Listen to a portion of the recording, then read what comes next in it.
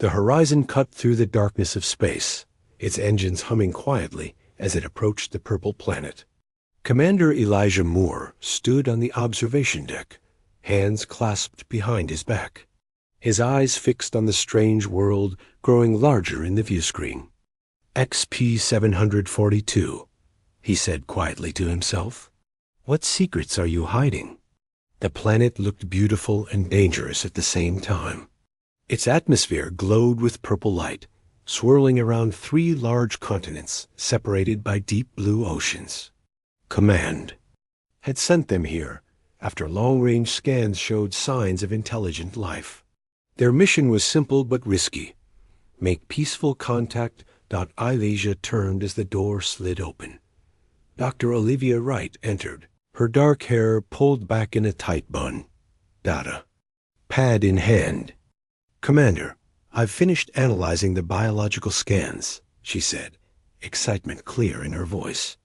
The dominant species appears to be predatory in nature. Nothing like we've ever encountered before. Predatory how? Elijah asked, frowning. They appear to be apex predators, at the top of their food chain. Highly evolved hunters with physical advantages that would make Earth's top predators look like house cats. Lieutenant Paul Garcia joined them, his broad shoulders filling the doorway. As head of security, he looked concerned. So we're about to say hello to a planet full of super predators? Sounds like a recipe for disaster. Elijah shook his head.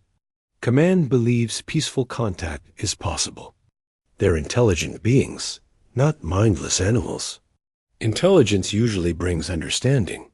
Usually, Garcia muttered. 2 days later, the landing team assembled in the shuttle bay. Elijah checked his gear one last time. They carried only non-lethal, defensive weapons and the newest translation devices. No one knew if the aliens would understand them, but they had to try. Remember, Elijah told the 6-person team, we represent all of humanity. First impressions matter. The shuttle descended through the purple clouds.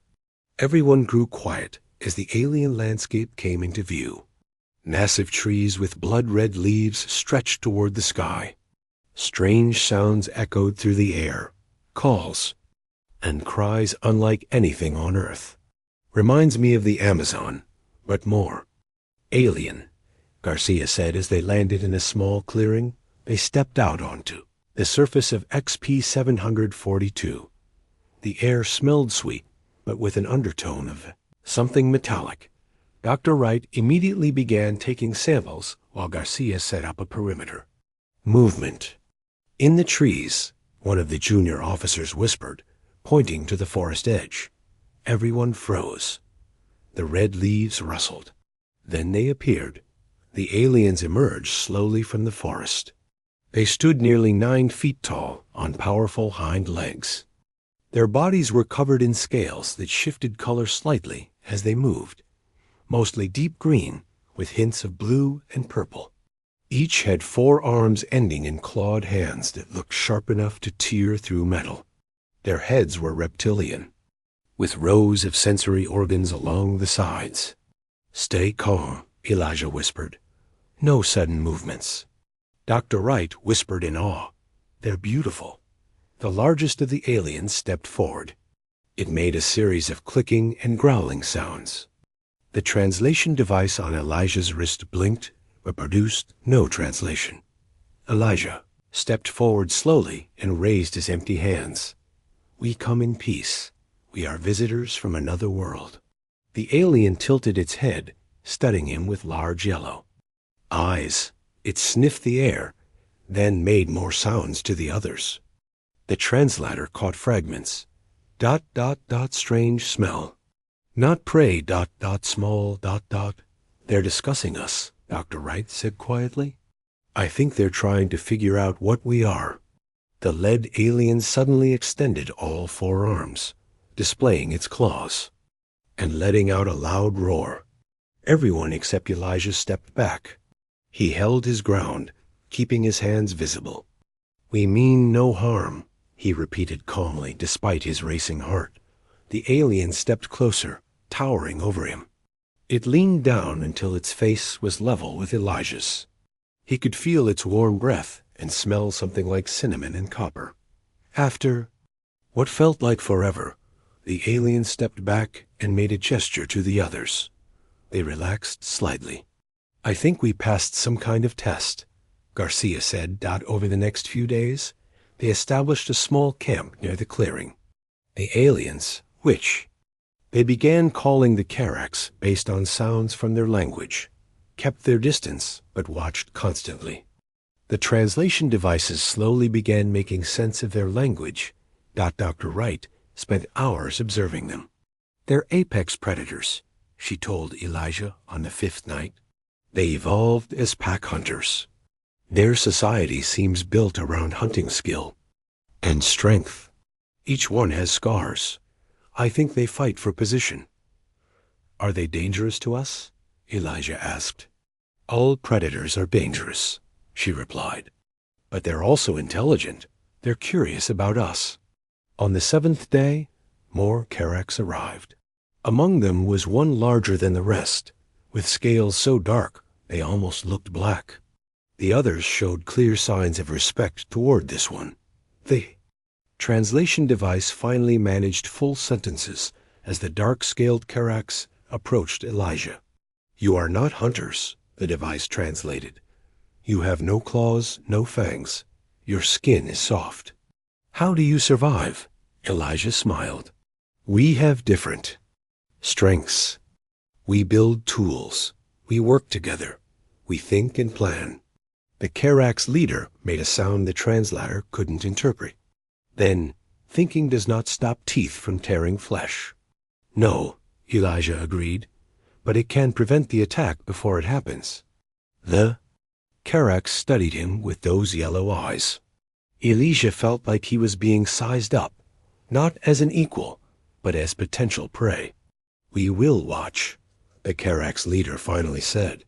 "We will see if your kind has strength worthy of respect." As the Karax moved back into the forest, Garcia approached Elijah. "Sir, I don't like this. They're not seeing us as potential friends. They're seeing us as potential meals." Elijah watched the aliens disappear among the red leaves. "Maybe, or maybe they just need to understand us better." He turned to face his team. "Either way, we need to show them what humans are really capable of." What none of them realized yet was that the true test was just beginning. 1 week passed since the humans first met the Karax. The small outpost grew with more equipment and shelters. The Karax watched from the edges of the clearing, sometimes coming closer to study the strange visitors. The humans called the dark-scaled leader sovereign because of how the other Karax acted around him. Commander Elijah Moore sat in the main shelter, reviewing reports when Dr. Wright rushed in. "The translation device made a breakthrough," she said, excitement in her voice. "I've been recording their sounds and matching them to behaviors. We can understand about 60% of what they say now." Before Elijah could respond, Lieutenant Garcia entered. "Sir, we have a ship approaching. Captain Taylor is coming down." Elijah frowned. Captain Lisa Taylor was his superior officer. If she was coming to the planet's surface, something important was happening. An hour later, Captain Taylor stepped out of her shuttle. She was tall with short blonde hair and a serious face. 4 more security officers followed her. "Commander Moore," she said with a nod, "walk with me." Once they were alone, she spoke quietly. "Command is concerned about your reports. These Karax sound dangerous. They want me to evaluate if we should continue or pull out." "Captain, we're making progress," Elijah argued. "Yes, they're predators, but they're also intelligent. We can establish peaceful relations." "We'll see," she said. Evening, a group of Karax approached the camp. Sovereign stood in front, his yellow eyes scanning the humans. The translator device picked up his words. "The soft ones bring more numbers," Sovereign said. "You fear us." Captain Taylor stepped forward. "We do not fear. We are cautious." as you would be with unknown creatures. Sovereign made a sound like rocks grinding together. The translator said it might be laughter. If you are worthy of respect, you must prove through trial of hunt, Sovereign announced. One of you will hunt the Shadow Leaper, alone. The humans looked at each other in confusion. Dr. Wright quickly checked her data. The Shadow Leaper is a predator that lives in the forests, she explained. From what I understand, even the Karax hunt it in groups. It's extremely dangerous. This is unreasonable, Captain Taylor said to Sovereign. We came in peace. Peace. Between equals, Sovereign replied. Not between predator and prey. You must show your worth. The Karax left without waiting for an answer. The humans gathered in the main shelter to discuss the challenge. This is clearly a test, Elijah said. They want to see if we're weak. It's also a trap, Captain Taylor argued. Send one of us alone into unknown territory against a deadly predator? We'd be fools to agree. But refusing will confirm what? They already think that we're potential prey, Dr. Wright pointed out.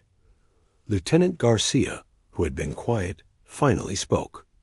I'll do it. Everyone turned to look at him. Paul, you don't have to, Elijah said. I think I do, sir, Garcia replied.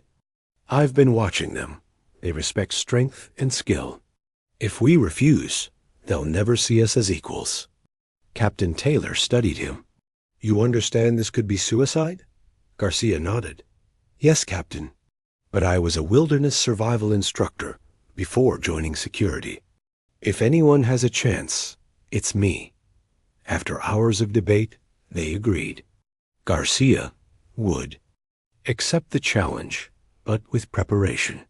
That night, Dr. Wright shared everything she knew about the Karax and the planet's wildlife. The Shadow Leaper hunts from above, she explained, showing Garcia images from their scans. It can blend into shadows and move almost silently. The Karax consider it a great trophy. Do they expect me to kill it? Garcia asked. No, Dr. Wright said. From what I understand of their customs, capturing it proves more skill than killing it. Garcia nodded, studying the images. And what do we know about Karax psychology? They respect strength above all else, she explained. But I think they define strength differently than we do. It's not just physical power, it's adaptability, resourcefulness, determination. Human qualities, Garcia said with a small smile. The next morning, Sovereign and 5 other Karax arrived at the camp. Garcia stood ready, dressed in light armor with minimal equipment, a knife, rope, water, and a small medical kit.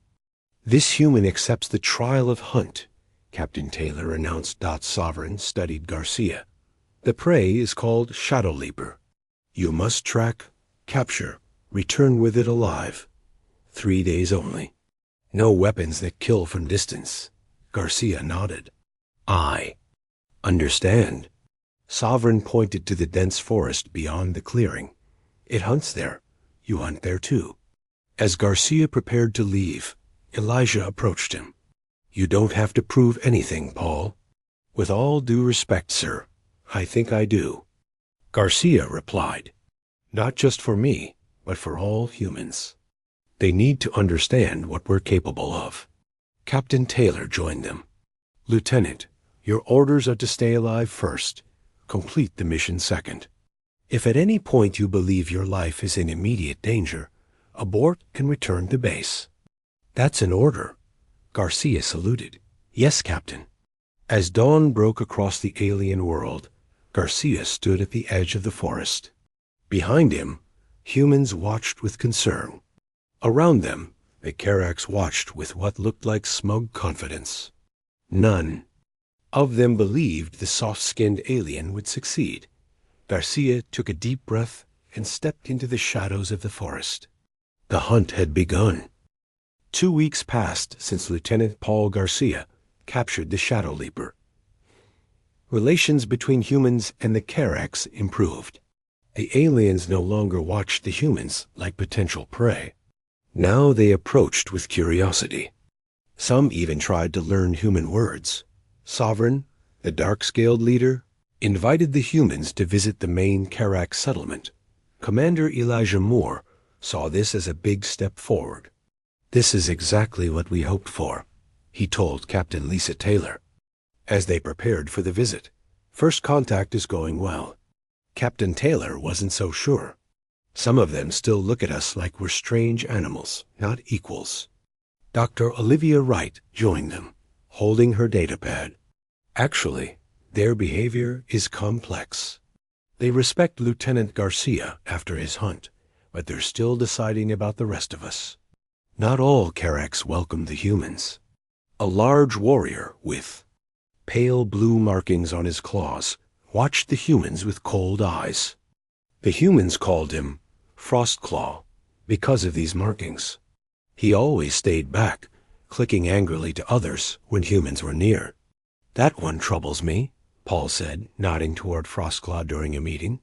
"He doesn't like us being here." The visit to the Karak settlement was planned for the next day. That night, Dr. Wright discovered something concerning on her scans. "Captain, look at this," she said, showing Taylor her data pad. "Unusual movement patterns around the path to the settlement. I think some Karaks might be gathering there, but they're hiding from our scans." "You think it could be a trap?" Taylor asked. "I can't be sure," Wright replied, "but it's strange." Captain Taylor called a meeting with Moore and Garcia. "We need to be prepared for trouble tomorrow. Lieutenant, pick 4 of your best security officers. Keep weapons non-lethal, but be ready." The next morning, a group of 10 humans set out for the Karak settlement.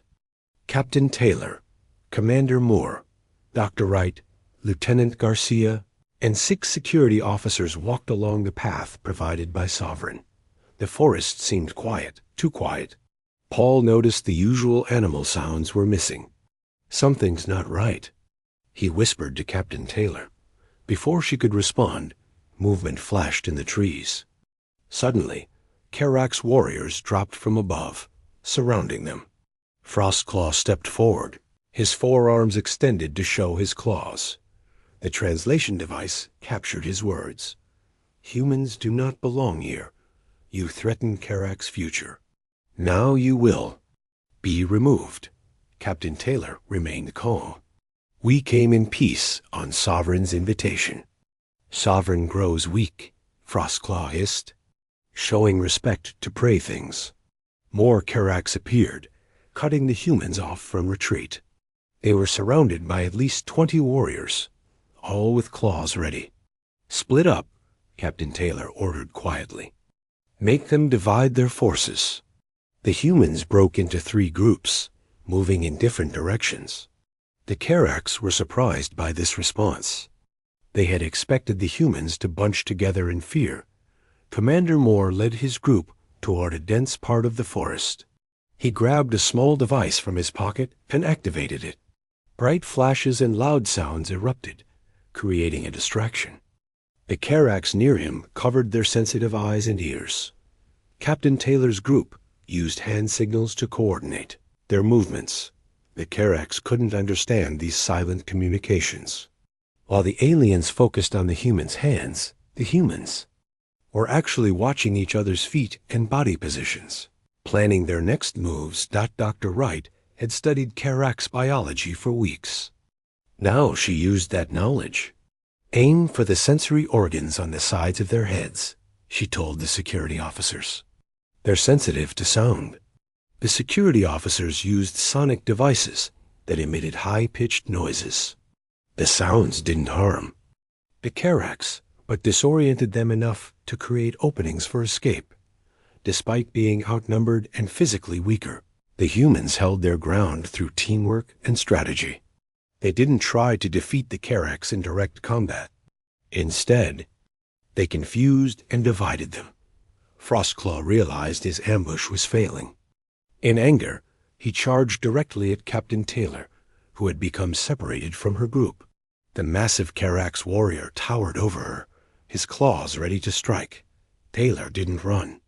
She didn't cower or plead. Instead, she stood straight, looking directly into Frostclaw's yellow eyes. This display surprised him. In Karak's culture, maintaining eye contact with a superior predator showed what they called death courage, a willingness to die fighting rather than running. "Your ambush failed because you underestimated us," Taylor said calmly. "We evolved on a world where we were rarely the strongest creature, but we survived because we were the most determined." Frostclaw paused, confused by her behavior. In that moment, Lieutenant Garcia and 2 security officers arrived, weapons raised. Frostclaw was surrounded, wounded from the earlier fighting. Before anyone could act further, a loud roar echoed through the forest. Sovereign arrived with a group of loyal warriors. The Karak's leader looked furious. "What dishonor is this?" Sovereign demanded, approaching Frostclaw. "Attack on invited guests breaks ancient laws." Frostclaw hissed defiantly. "They are not worthy of respect. They are weak creatures who will bring weakness to Karaks." Sovereign turned to Captain Taylor. "Human. Female stands before attacking warrior without fear. Shows strength. What do you wish for this one who broke our laws?" All the Karaks watched carefully. By their customs, Taylor had the right to demand Frostclaw's life. The humans knew this from Dr. Wright's research. Taylor considered Frostclaw, who glared at her with hatred and shame. Then she made her decision. "I wish for him to live," she said clearly, "so he can learn that humans understand that sometimes mercy demonstrates greater strength than killing." A murmur ran through the gathered Karaks. Sovereign tilted his head, clearly confused. "Why not eliminate threat?" The translator conveyed his question. "Because that's not who we are," Taylor replied. "Humans know that true strength isn't just about who can kill. It's about wisdom to know when not to." Sovereign studied her for a long moment. Then he made a gesture the humans had never seen before. The other Karaks seemed shocked by it. Dr. Wright whispered to Commander Moore, "I think he just acknowledged her as an equal." That's unprecedented. 1 month after the failed ambush, humans and Karaks worked side by side at the expanded outpost. Engineers taught interested Karaks about human technology. Karaks hunters showed humans which plants were safe to eat. It wasn't perfect harmony, but it was progress. Captain Lisa Taylor stood with Commander Elijah Moore, watching this cooperation with satisfaction. "Command will be pleased with our reports," Elijah said. "First contact successful beyond expectations." Lisa nodded. "The Karaks are still dangerous, but they're learning to see us as partners, not prey or enemies." Suddenly, the ground shook. Beneath their feet, trees swayed, equipment fell over. People and Karaks alike struggled to stay standing. "Earthquake!" Someone shouted. Dr. Olivia Wright rushed to her instruments. "Not just an earthquake. The readings are off the charts. This is a major seismic event." The shaking continued for nearly a minute. When it stopped, everyone took stock of the damage. The outpost buildings were mostly intact, but sensors showed concerning data. "More quakes coming," Dr. Wright announced grimly. "And they'll be worse." The planet's tectonic activity is increasing rapidly. Sovereign arrived with several Karaks elders. They appeared agitated, clicking and hissing among themselves. The translation device picked up fragments. ... punishment ... outsiders. Ancient warnings ... double quotes. What's happening? Lisa asked Sovereign. The Karaks leader's scales had dulled, showing stress. Elders say, ground shaker God wakes. Angry we bring strangers to sacred world. One elder pointed at the humans and shouted something. The translator couldn't fully capture. The meaning was clear enough. Blame. Lieutenant Paul Garcia stepped forward. This isn't about gods or punishment. It's geology. We need to evacuate both our peoples to safer ground. Before anyone could respond, Another quake hit. This one opened cracks in the ground. Trees fell. A support beam crashed down, nearly hitting a group of Karak's younglings. Paul and Frostclaw both lunged forward at the same time, holding the beam up long enough for the younglings to escape. The two looked at each other with new understanding. As the quake subsided, Dr. Wright checked her data again. We have maybe 6 hours before catastrophic seismic activity begins. The valley will collapse. We need to evacuate to the highlands immediately. Commander Moore contacted the Horizon in orbit. We need emergency evacuation. Send all available shuttles. The ship's response crackled through. Can only send 3 shuttles due to atmospheric disturbance. Not enough for everyone in one trip. Evacuation began immediately. Both humans and Karaks gathered what they could carry. The first cracks appeared in the valley floor, releasing steam and strange gases. The Karaks' religious leaders continued to resist, claiming this was divine judgment. Sovereign found himself caught between ancient beliefs and survival. As humans and Karaks worked to evacuate, Sovereign approached Captain Taylor. We recognized what you are from first scent, he said unexpectedly. You smell of apex predator, though you look like prey. Your eyes face forward like hunters. You bare teeth in challenge displays. You are predators without claws, hunters without strength. Lisa was surprised by this admission. Then why the tests? Why the hostility? Predators respect only predators, Sovereign replied. Needed to see your true nature. A massive quake interrupted them. Part of the path to the evacuation point collapsed. Humans and Karaks were cut off from escape. We need another route, Commander Moore shouted over the rumbling. Working together, humans used their problem-solving abilities, while Karaks provided physical strength. Paul and Frostclaw, once enemies, led teams to clear fallen trees and create bridges over new chasms. When a section of ground began to collapse with people still crossing, Paul and Frostclaw held up a support long enough for others to escape. Both were injured but alive. Finally, everyone reached the evacuation point where the shuttles waited. There was a problem. Not enough room for everyone in the first evacuation. Some would have to wait for the shuttles to return. Captain Taylor and Commander Moore began organizing who would go first. Families with young ones, the injured, and essential personnel. They put themselves last on the list. This confused the Karaks, whose society would prioritize leaders first. Sovereign watched as human leaders ensured their people's safety before their own. Now we see true nature of human predator, Sovereign said, understanding dawning in his yellow eyes. You hunt not for yourselves, but for your pack. Your strength is the strength of many acting as one. Lisa nodded.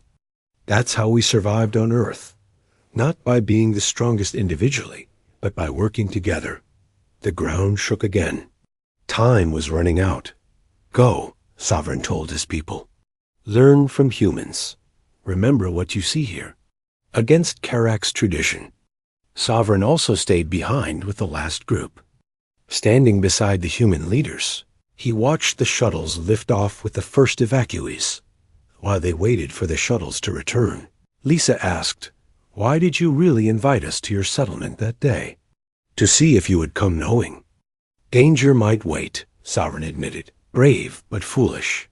"Like Karaks," Lisa smiled. "Maybe we're not so different after all."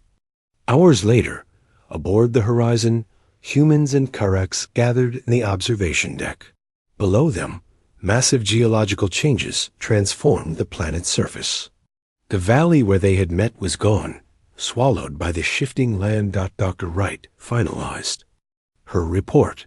"The Karaks respect us not despite our physical limitations, but because of what we developed instead. They evolved to be perfect individual hunters.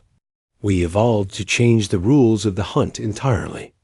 In a formal ceremony days later, Sovereign presented Commander Moore with a ceremonial claw, the highest honor in Karak's culture.